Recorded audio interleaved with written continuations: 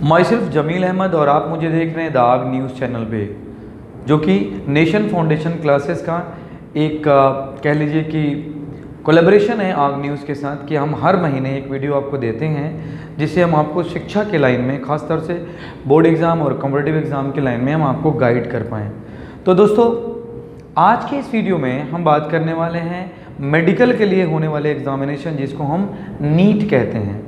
तो आज हम बताएंगे नीट क्या है, पहले क्या होता था, अब क्या होता है, कितनी सीट्स होती हैं, कितने बच्चे एग्ज़ाम देते हैं और एक बच्चे को कितने बच्चे को डिफीट करना होता है यानी पीछे छोड़ना होता है, तब जाके उसको MBBS में एडमिशन मिलता है। तो चलिए शुरू करते हैं कि आखिर नीट है क्या। आपको थोड़ा सा बता दें कि MBBS करने के लिए जो एग्ज़ाम क्वालिफाई करना होता है उसको नीट कहते हैं। पहले ये 2000 के बाद या कह लीजिए कि 2013 से पहले, ग़ालिबन 13-14 से पहले जो एग्ज़ाम होते थे वो स्टेट वाइज होते थे। जैसे उत्तर प्रदेश के लिए जो एग्ज़ाम होता था उसको CPMT कहते थे, कंबाइंड प्री मेडिकल टेस्ट। उसी तरह राजस्थान के लिए होता था उसको RPMT कहते थे। हर स्टेट के नाम पे PMT होता था और स्टेट गवर्नमेंट की अपनी सीट होती थी, अपने कॉलेजेस होते थे। इसमें सबसे बड़ा प्रॉब्लम क्या था, एक बच्चा 4-4, 5-5 फॉर्म भरता था, 4-4, 5-5 बार उसका टेस्ट होता था। वो बच्चा ट्रेन का खर्चा, होटल का खर्चा, बहुत परेशानी होती थी। गवर्नमेंट का बहुत ही सराहनीय और बहुत ही अच्छा कदम ये रहा कि गवर्नमेंट ने कहा कि अब इतने सारे टेस्ट नहीं होंगे। हम सब इंडियन हैं तो इंडिया लेवल पे एक मेडिकल का एग्ज़ाम होगा जिसको हम क्या बोलेंगे, नीट। और अब इधर 4 सालों से 5 सालों से नीट हो रहा है। बच्चों, आज बताना ये है कि नीट के एग्ज़ाम में कितने बच्चे बैठते हैं, कितनी सीट है। मैं बताऊंगा आपको स्टूडेंट और सीट का रेशियो क्या है, तभी तो आप जान पाएंगे आपको मेहनत कितना करना है, कितने बच्चों को आपको हराना है, तब जाके आपको एक मेडिकल की सीट मिलेगी। और जब आप ये जान पाएंगे कि कितना मुश्किल है, तभी आप उसकी तैयारी की भी एक प्रिपरेशन कर सकेंगे, एक रणनीति बना सकेंगे। तो चलिए देखते हैं कि इंडिया में कितने मेडिकल कॉलेजेस हैं और कितने गवर्नमेंट इंस्टीट्यूट हैं जिनमें गवर्नमेंट की सीट हैं MBBS के लिए। तो एक नज़र डालते हैं उस पर, ठीक है ना। तो देखिए, जो टोटल 2020 में जितने बच्चे बैठे थे एग्जाम रजिस्ट्रेशन हुआ था उनका नीट के लिए, वो करीब 15,97,435 बच्चों ने रजिस्ट्रेशन किया था। किसके लिए, नीट के लिए। ये 2020 का आंकड़ा बता रहा हूँ आपको। और हमने जो रिसर्च किया NTA की वेबसाइट से और डिफरेंट रिसोर्सेज से, ये नीचे ऊपर थोड़ा बहुत हो सकता है क्योंकि डेटा है ये, ठीक। तो ये लगभग 42,000 से 45,000 सीट हैं MBBS की नीट में, पूरे ऑल इंडिया लेवल पे, ठीक। इसमें कुछ रिजर्वेशन भी होंगे, कुछ कोटा भी होगा। मोटे मोटा 42,000 सीट अगर आप मानते हैं। बच्चे कितने बैठे हैं, 15,97,435। तो अगर इससे डिवाइड करके आप रेशियो निकालेंगे तो आप देखेंगे कि एक बच्चे को करीब 38 से 40 बच्चों को हराना है, मोटी भाषा में कहें तो उतने बच्चों को पीछे छोड़ना है, तब उसको एक सीट मिलेगी। अब आप सोच सकते हैं कि एक बच्चे को करीब 40 बच्चे को पीछे छोड़ना है तो कितना टफ होगा ये एग्ज़ाम। इतना टफ जो एग्ज़ाम होगा, तो इसकी तैयारी के लिए बच्चे क्या करें कि वो आसानी से रीड कर सकें, और क्या इसका तरीका है और कितने घंटे पढ़ाई करें? हाँ बिल्कुल, आपने बहुत सही सवाल पूछा। मैं वही बात बताने जा रहा था कि अब इतना टफ एग्ज़ाम है और इसमें ऑल इंडिया लेवल के बच्चों से आपको फाइट करना है, चाहे आप ICSE बोर्ड के हों, CBSE बोर्ड के हों या UP बोर्ड के हों। बोर्ड सब एक बराबर हो जाते हैं जाके, कोई एक्सक्यूज़ नहीं कि आप UP बोर्ड से हैं, हिंदी मीडियम से, कुछ नहीं। आप सबको एक ही प्लेटफॉर्म पे जाके फाइट करनी है। तो आज की इस वीडियो में हम यही ख़ास बात डिस्कस करने वाले हैं कि आखिर इतने बड़े एग्ज़ाम की तैयारी के लिए हमें कब अपने आप को शुरू करना है, किस क्लास से हमें ये शुरू कर देना है और किस तरह से पढ़ाई करना है, ठीक। तो चलिए देखते हैं। जैसा कि आपने नौशाद भाई आपने सवाल पूछा कि आखिर इतने बड़े एग्ज़ाम की तैयारी कब से शुरू करें। देखिए, मेरा जो एजुकेशन इंडस्ट्री में तजर्बा रहा है, अपने कंपनी के बिहाफ पे मेडिकल की बड़ी बड़ी कोचिंग से जो हमारे बिज़नेस के कोलैबोरेशन से होते थे और उनके डेटास को हम लोग देखते थे, LN जाते थे, वहाँ बच्चों से बात करते थे, तो मुझे एक चीज़ समझ में आया है। वो बच्चा बहुत जल्दी 12th के बाद क्वालिफाई कर लेता है जो बच्चा क्लास 8 और 9 से ही उसको अपना गोल बना लेता है। आप यकीन नहीं मानेंगे कि 9th क्लास में पढ़ाए जाने वाले कंसेप्ट के आधार पे भी मेडिकल में एग्जाम में क्वेश्चन आते हैं। मैं खुद एक टीचर हूँ, मैं खुद नीट का बैच पढ़ाता हूँ। आप यकीन नहीं मानेंगे कि जब मैं कोई चैप्टर शुरू करता हूँ तो 9th की चीज़ों से उनको मैं पढ़ाना शुरू करता हूँ और बच्चों को नहीं आता।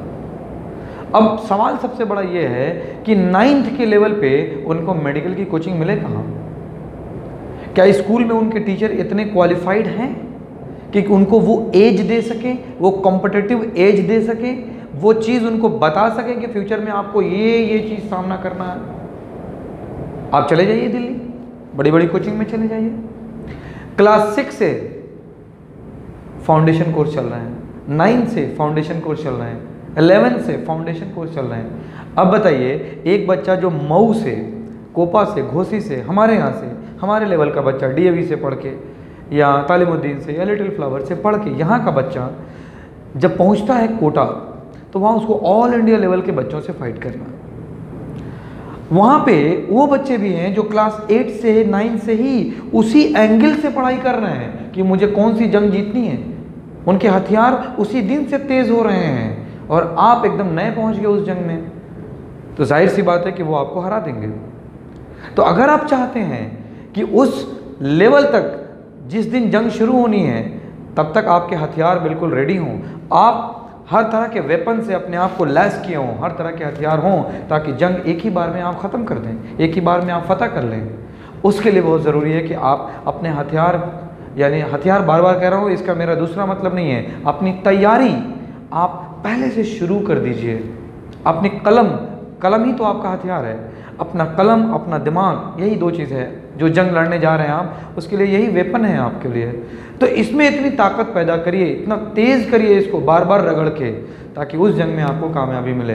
तो मैं ये बताना चाह रहा हूँ कि क्लास 9 सबसे बेस्ट टाइम है जब आप अपने लक्ष्य की तैयारी के लिए शुरू करिए।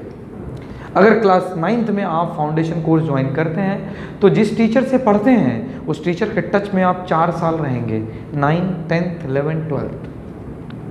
4 साल में आप में जो भी निखार पैदा करना है वो टीचर अपने लेवल से आप में वो चीज़ इनबिल्ट कर देगा, आपको वो गाइडेंस देगा, आपको उस लेवल से पढ़ाएगा और वाकई इसका बहुत फ़र्क पड़ता है। आप देखिए, जितने बच्चे निकालते हैं फर्स्ट अटेम्प्ट में, ज़्यादातर बच्चे फाउंडेशन के होते हैं। अब फाउंडेशन कोर्स है क्या? फाउंडेशन कोर्स ये होता है कि बच्चे स्कूल के टाइमिंग में स्कूल नहीं जाते, वो सीधे क्या ज्वाइन करते हैं? कोचिंग का अपना स्कूल होता है, स्कूल में ही एडमिशन होता है बच्चे का 9th में या 11th में। अब वो कोचिंग के लोग एडमिशन तो आप कर लेंगे क्योंकि आपको बोर्ड एग्जाम देना है 10th और 12th, तो आपका 9th या 11th में एडमिशन तो वो लेंगे, लेकिन आपको पढ़ाएंगे कोचिंग में। अब देखिए, एक बच्चा 11th क्लास में या 9th क्लास में गया है स्कूल में, तो उसको सिर्फ उसके पेपर के हिसाब से, जो लेवल पेपर का, वैसा पढ़ाया जाएगा बोर्ड एग्जाम का। लेकिन एक बच्चा जो नीट का फाउंडेशन ज्वाइन किया है मेडिकल का, उस बच्चे को उसी बैच में पढ़ाया जाएगा जिसमें उस कॉम्पिटिटिव लेवल की बातें होंगी, उस कॉम्पिटिटिव लेवल के सवाल बताए जाएंगे जो कि बच्चा 12th पास होने के बाद जानने वाला है। वो बच्चा 11th और 12th में अपने उसी सिलेबस को, क्योंकि मेडिकल का सिलेबस वही है, अपने उसी सिलेबस को उस तैयारी के लिए पढ़ता है जो उसको 12th के बाद देना है। आमतौर से बच्चे 12th करके जाते हैं तब कोचिंग ज्वाइन करते हैं, और ये बच्चा उनसे 2 साल आगे हो गया तैयारी में। 11th पढ़ा, 12th पढ़ा, वो भी नीट स्टैंडर्ड का पढ़ा, नीट स्टैंडर्ड का टेस्ट दिया, तो जाहिर सी बात है इस बच्चे को तो फ़ायदा होगा ही। ये बच्चा एज उठाएगा, ये बच्चा पहले क्वालिफाई करेगा। जो बच्चा 12th करके गया है, इसको 2 साल लग जाएगा उसकी तैयारी पे आने में, क्योंकि ऑलरेडी वो 2 साल की तैयारी कर चुका है।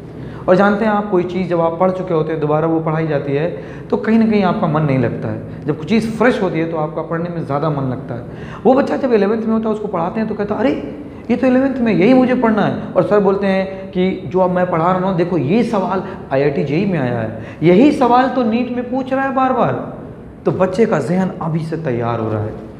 तो ये हमारा फाउंडेशन कोर्स है, मेरी कोचिंग है नेशन फाउंडेशन क्लासेस, इसमें भी हम यही इस साल शुरू करने वाले हैं। 9th और 11th लेवल से हम फाउंडेशन का कोर्स शुरू कर रहे हैं। मैंने पहले भी वीडियो में कहा था कि 9 से अपने बच्चे को दीजिए मुझे, 4 साल बाद मिल लीजिएगा मुझसे, अपना बच्चा आपका बिल्कुल चेंज हो चुका होगा। कोई भी कॉम्पिटिटिव एग्ज़ाम देने जाएगा तो बहुत अच्छी कंडीशन में होगा वो।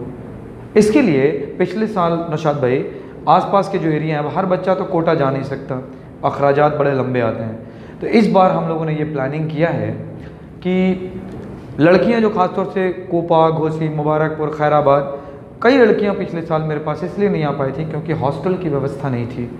इस बार अल्लाह का शुक्र है, आप लोगों का सपोर्ट रहा है कि इस बार हम लोगों ने गर्ल हॉस्टल रेडी कर दिया है।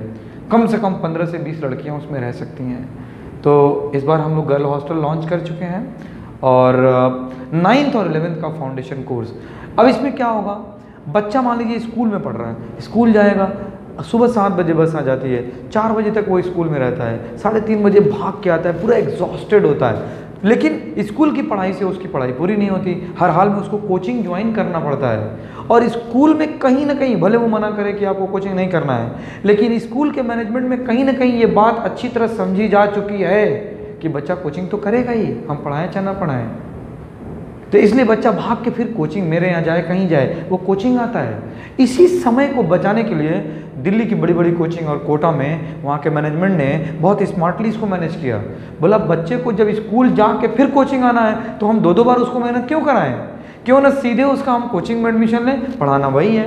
तो उस बच्चे को कोचिंग आना पड़े, फिर स्कूल जाना पड़े, थक जाता है वो। सुबह से आए, हम उसको मेडिकल लेवल से उसका कोर्स पढ़ाएंगे, स्कूल जाने की ज़रूरत नहीं है। एक बार जब वो कॉम्पिटिटिव लेवल से तैयार हो जाएगा तो बोर्ड एग्ज़ाम तो बहुत आसानी से निकाल लेगा। इसी को कहते हैं भाई लोग फाउंडेशन कोर्स, जो कि बहुत तेज़ी से चल रहा है। तो हम भी फाउंडेशन कोर्स शुरू कर रहे हैं, एक बैच ऑलरेडी चल रहा है। तो मैं तमाम लोगों को ये इन्फॉर्मेशन दे रहा हूँ और कह रहा हूँ कि आप आइए, फाउंडेशन में अपने बच्चे को दीजिए। स्कूल में एडमिशन की जिम्मेदारी मेरी, स्कूलिंग फैसिलिटी भी मेरी है, गर्ल हॉस्टल भी अवेलेबल है, आप पढ़िए, इंशाल्लाह आपको फ़ायदा होगा और definitely you will beat the NEET examination in the first attempt. Thank you so much for watching my interview on the ARG News channel. Thank you so much.